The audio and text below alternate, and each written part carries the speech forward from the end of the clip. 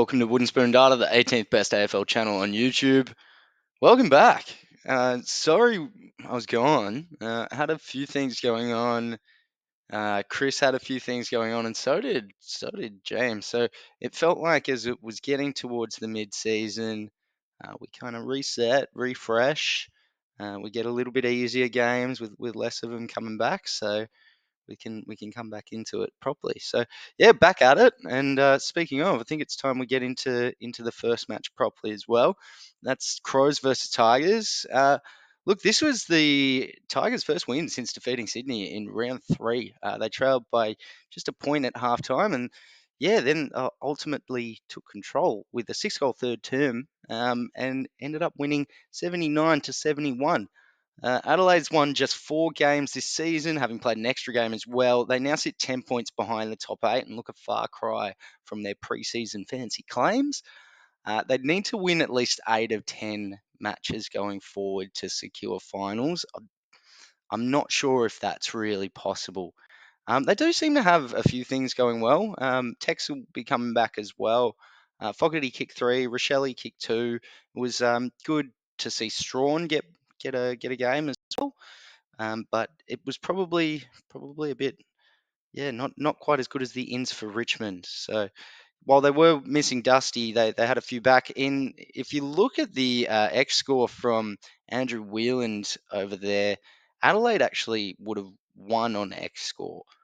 So it was a bit of an interesting game. Richmond took control of it in that third quarter. If you can see it from time and forward half as well. So yeah, from here it's going to be difficult from Adelaide's point of view. I don't think this season has too much to hold going forward. Likewise for the Tigers, unfortunately, Richmond have Dusty's 30th this week, but otherwise, yeah, there doesn't seem to be a whole lot looking for sort of finals matchups. So a little bit of a problem there. What they do with Liam Baker is also going to be a question. He was their best on ground in some regards as well. So yeah, can they hold on to him? What would they actually get in return is another question.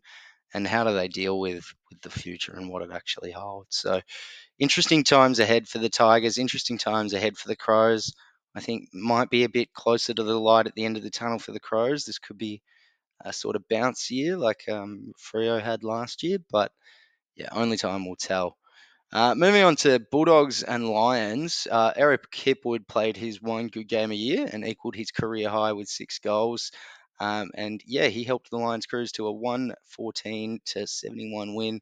From the second quarter, the Bulldogs kind of looked gone with Keith. Like they didn't have a good first quarter, but it just didn't get better. Lockie Neal was given too much time and space. He ended up with 38 possessions. Look, it's hard to take much from either side in this game. Bulldogs need to bounce back against Freo, and the Lions need to continue their form against St Kilda. So I think more will be told next week, as kind of we want to see the end of the season's ladder shaping. It was good game from Bont as per usual. Hugo Hagen, O'Donnell played well. The Doggies' first half was mostly rebound scoring, as you can see from time and forward half with Andrew Whelan sheet. And yeah, as I said earlier, Brisbane had Hipwood with 6, Neal with 2, Danaher with 2, Bailey 2, and then singles to Rainier, Morris, Lohman, Dunkley, and Berry. So pretty rounded performance there. It's going to be one that they need to back up against the Saints. Moving on to the Hawks versus Giants, potentially one of the bigger upsets this weekend. It was one of a few matches that kind of came down to interesting decision making, as best put.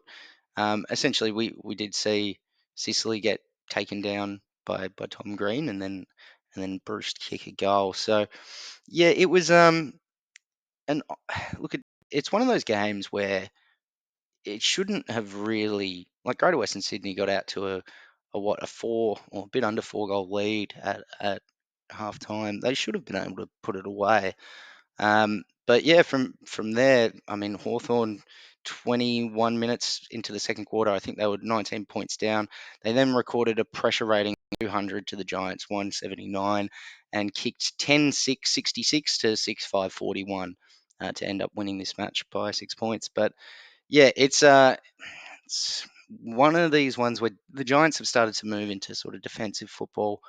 The last quarter was an interesting one in terms of what was kind of required there. Similar sort of level going into the at the end of the third rather. So yeah, the Giants needed to kick more goals, and they've struggled for a few weeks now. Having O'Halloran as your major goal kicker, I mean Hogan hasn't really kicked many, Riccardi hasn't kicked many. Green's not really getting more than his one or two a game, so it's interesting. Where do they get their attack back from is an interesting question. Toby Green was forced from the field with a nasty cut to the head after copying an accidental elbow from Sam Frost late in the term. He did come back onto the ground with a what would you call it? I guess it's headgear. And yeah, it was an interesting look. I think the Giants they've got good headgear. They should all just wear it. Helmets and whatnot looked good. Otherwise, there was an injury as well to Reeves for Hawthorn. So yeah, look, next week, Joe, I need to see slight improvements going forward. At least Hawks are on the right track and could well win another one. I think it's time for Who's That Footballer? And we're going to do it a little bit differently this week. We're going to have a few little. You get an opportunity to guess it, I suppose. So I'll give you 5 hints. They were an All Australian in '97 and in 2004. They have two Coleman medalists. They were the second last person to kick 100 goals in a season. They hold the bench press record at two clubs and was the number 16 draft pick in the 1993 National Draft for West Coast and the number 57 draft pick in the 2007 National Draft for St Kilda. It is, of course, Fraser the G Train Garrick. Getting back to football a little bit more, we had the Eagles versus the Kangaroos, and we've been saying for a little while that this was the Kangaroos' big opportunity to get a win. And in some regards, some might be saying that again, the interesting calls from the umpires might have had some influence there. In fact, they definitely did. The Kangaroos won their first of the season, which was great, but they looked like they were going to lose it with a 33-point lead. They did let that slip, and in the fourth quarter, they fell 3 points behind. This was until Simpkin got a tackle onto Elliot Yeo after Elliot Yeo got a ball free himself while on the ground. So that gave Simpkin the shot. That last minute free kick to Simpkin will obviously be debated for a little while, but it was Simpkin's best game in a little while. He scored 2 goals in the final quarter. Kangaroos. That's the first time he's done that in his career in a singular quarter. And he scored the most for and season high for the team in 28 disposals. So very good performance by Simpkin. One that they've been needing from their leaders. It's just what North Melbourne needs. They need leaders. Look, they didn't win time in forward half in any quarter, the Roos, which I found quite interesting. They did obviously get over the line due to some unfortunate kicking from West Coast. With 8 goals, 17, it's hard to win any match with that sort of number. So yeah, look, definitely positive signs for both sides.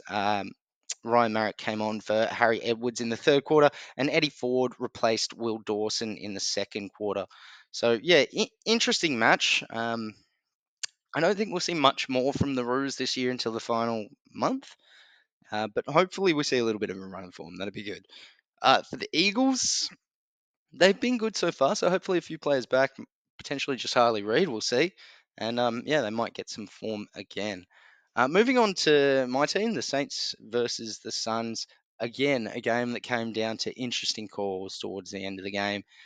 St Kilda has beaten Gold Coast by a few minuscule amounts. It's quite a few times now.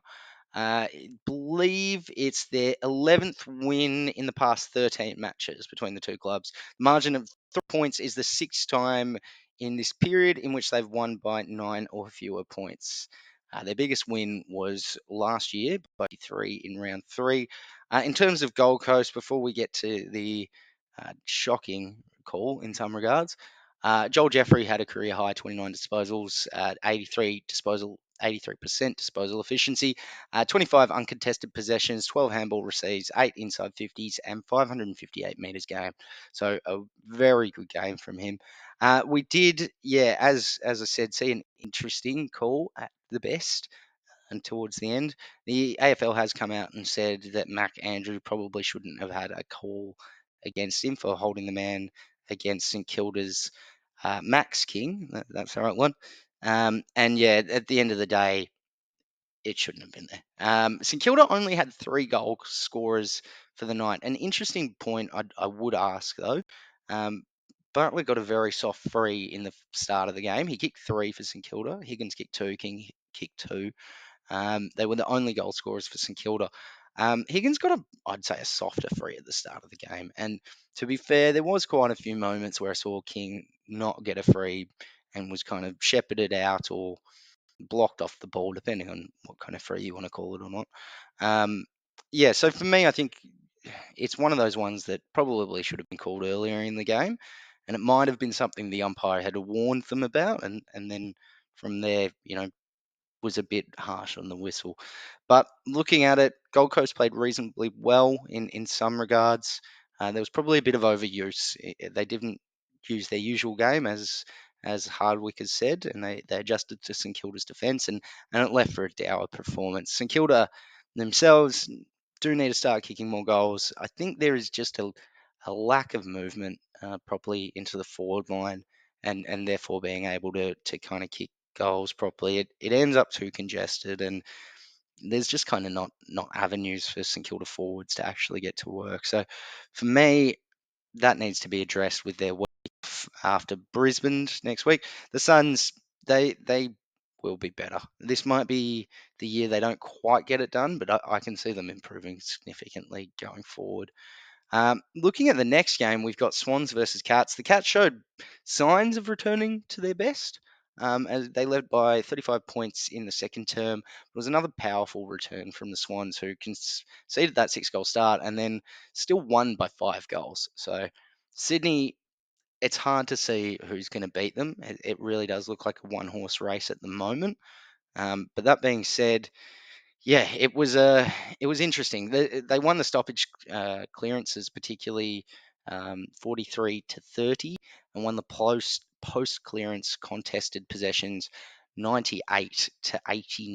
Hardball gets was also 38-21. Look, it's kind of one of those ones where the Cats are losing a bit in their midfield, and it's been happening for a few years. So I can't see this getting significantly better soon. When you're versing the likes of Golden, who'd had a career high 15 score involvements today from 37 disposals, a Heaney, who made the most of 2 goals in less than a minute just before halftime, and then you've still got people like Mills to come back. I mean, it's going to be hard to get past them this year. Uh, Speaking of the Cats, though, they have now fallen back to the pack with a 5th defeat from their last 6 matches. I did think this was going to happen earlier in the year for those that have stayed around between the break. I don't know if I can see them making finals at this rate. So I think this might be kind of the year you start looking at refreshing everything for the Cats.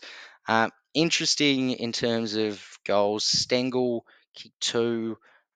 He, I believe, is still trying to get a deal done there. So with potentially Hawkins and maybe Stengel leaving towards the end of the year, Geelong relying on Cameron is going to be a big ask next year at least. Otherwise, Sydney was dominant. 4 goals to Papley. I believe he got them all after halftime. Amadi with 3, Warner, Heaney with 2, McKernie, Lloyd, Jordan, Hayward, and Goulden all with individuals there. For the Cats, as I said, Stengel with 3, Cameron with 2, Bose with 2, Neil Myers, Holmes, Hawkins, and Close with 1. No major injuries to speak of there. I was a little bit upset to see Blakey out, as I do like seeing the Lizard play out the match. But yeah, they looked like they kind of had it home, so you may as well rest him. Looking on to I suppose we would get to the unsung hero. The first to pitch in are those unsung heroes. This week, I want to go over somebody that I think has been unsung in some regards, but is probably getting it right now. That's Josh Battle. He is just as effective as Cal Wilkie, in my opinion. The got the old Australian nod, I believe, last year, and potentially the year before. I can't remember if Sinclair got it 2 years or if it's Wilkie, but um, yeah, I I think Josh Battle's just as good, and if he does leave St Kilda, they're gonna be wanting that first round pick back for him. Similar sort of deal, especially if they finish badly. He really holds their defence together. You're not going to get similar results from Dougal Howard. In fact, St Kilda lost Dougal Howard, and it was almost no difference to their game plan. So yeah, big raps for Josh Battle, and as a St Kilda fan, I hope he stays. Moving on to the next match, we've got the Bombers versus the Blues. Interesting match. The Blues take home the 26-point win, winning 96 to 70. There was 3 goals from Ollie Hollins, who I thought was very good. You also got 2 from Chicotta, Kerno, Williams, and singles from Durden, Fogarty, Hewitt, McGovern, McKay, and Owies. Essendon didn't quite have the firepower to get it done. There was 2 to Guelphy, Martin, individuals to Cox, Durham, Gresham, Jones, and Stringer. Um, I think the major difference was DeCoing for me in this game. He's had quite a good month. I believe DeCoing was got the most disposals for their team, which is a surprising amount of only 24. But 17 of them were contested, as well as 11 clearances and 471 meters gained. He was clearly better than Goldstein, who, while being amazing and one of the best ruckmen of all time, if not potentially the best, he just looked outdone and old today. The Bombers weren't able to capitalise on territory dominance for the night. The ball was in their forward half percent for 61% of the game, as well as being able to have 20 more inside 50s than the Blues, 60 inside 50s, with 24 of those being repeat, essentially. So it's one of those ones where they just couldn't get it right, and got a lot of behind. So look, it's not all doom and gloom for the Bombers, but not a match that they'd be happy with. Um, so yeah, it's an interesting one. Setterfield has potentially done a knee. There will be more information to come. Magpies versus Demons is the final match of the round, and looking at it, I mean, Demons had the same problem as they've had for a while. Their forward line just doesn't function properly. When you look at their expected score, they should have gotten around the 64 odd mark, and they ended up getting a 51. They're just not quite getting it done. And I mean, yeah, you're kind of at the point of asking where's it really going wrong. They had entirely in their forward half in the first quarter for 4 points. I mean, at what point do you say it's just nowhere near good enough? Um, so yeah, there's questions really about Melbourne. I do think they've potentially missed their window. I think if Gawn wasn't playing as well as he does, and now with Petrarca out under some very interesting conditions that I'm sure everybody's aware of, I just don't think they'd be anywhere near it at the moment. So yeah, you're looking at no lever. Um, well, I think no lever May, no Petrarca or Gorn at the moment, and you would just not have a competitive Melbourne. So yeah, it's interesting. I don't know where they go from here. Melbourne is probably missing the eight at this point for me. Um, Magpies look good. They're finding form again. Kruger looked like a target that they've needed for quite some time. Um, at the end of the day, I believe he got 3 goals. I'll double check now. Yeah, so Kruger ended up with 3, and I think just speed, which I saw him move, was just stunning for me. It's not one I particularly expected. Harvey Harrison was good as well, another player with 3.